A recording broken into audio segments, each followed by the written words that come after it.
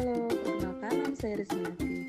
Di sini saya akan membahas bab 8 materi tentang perkembangan wajah, mulut, kulit, dan deripatnya. Langsung saja ya, yang A itu usia 5 minggu. Wajah mulai terbentuk, terlihat tonjolan protonasal, maksilaris, mandibula, dan lubang penciuman mulut yang mulai terbentuk. Pada usia 5,5 minggu, presus nasal, medial, dan lateral akan membentuk hidung tengah, berilitum, dan patum primal yang dimana tunjolan mulai mendekat ke tengah. Usia 6 minggu, nasal medial kanan dan kiri menyatu, calon telinga muncul, dan maksilaris makin dekat ke nasal medial, siap untuk menyatu. Usia 8 minggu, wajah sudah terbentuk jelas, hidung, nostril, dan bibir atas sudah lengkap. Fusi yang sempurna mencegah bibir sumbing. Wajah janin terbentuk dari 5 tonjolan, rongga nasal, nasal medial, nasal lateral, maksilaris, serta mandibularis.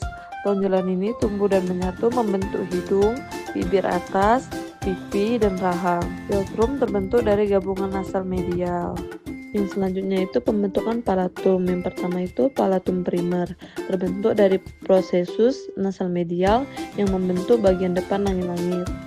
Yang B itu palatum sekunder, prosesus palatina dari maksila tumbuh ke tengah dan mulai menyatu.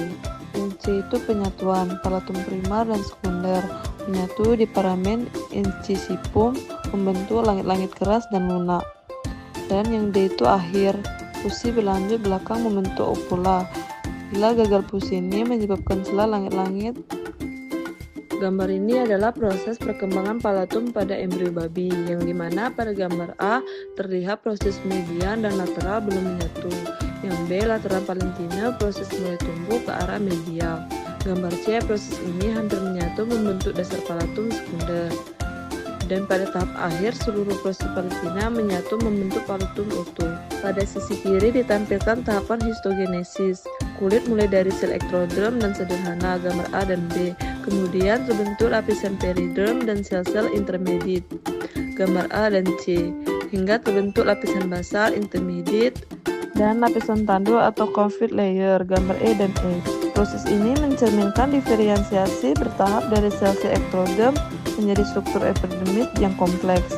Sisi kanan gambar menunjukkan struktur epidermis dewasa secara detail, yang terdiri atas beberapa lapisan yaitu stratum basal, spinosum, granulosom, dan stratum cancrum. Selanjutnya, gambar ini menunjukkan tahapan perkembangan kulit dari ektoderm dan mesoderm awal. Kemudian terbentuk periderm dan lapisan basal. Dilanjutkan dengan lapisan intermediate, epidermal rag, serta melanoblast. Pada tahap akhir terbentuk kulit matang dengan 5 lapisan epidermis dan dermis yang terdiri dari lapisan papilar dan retikuler.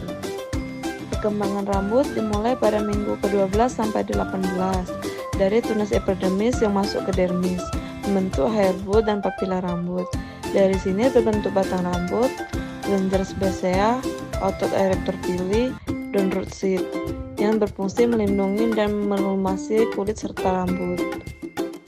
Gambar ini menunjukkan proses perkembangan kelenjar keringat, dimulai dari interaksi antara epidermis dan mesenkim, yang kemudian membentuk tunas yang mengembangkan lumen.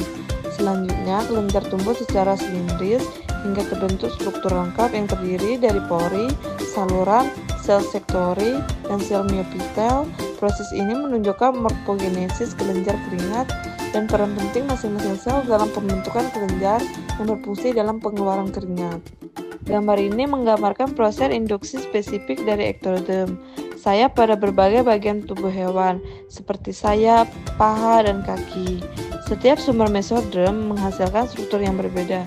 Dari sayap akan menjadi bulu sayap, dari paha akan muncul bulu paha, dan dari kaki akan muncul sisik atau kuku.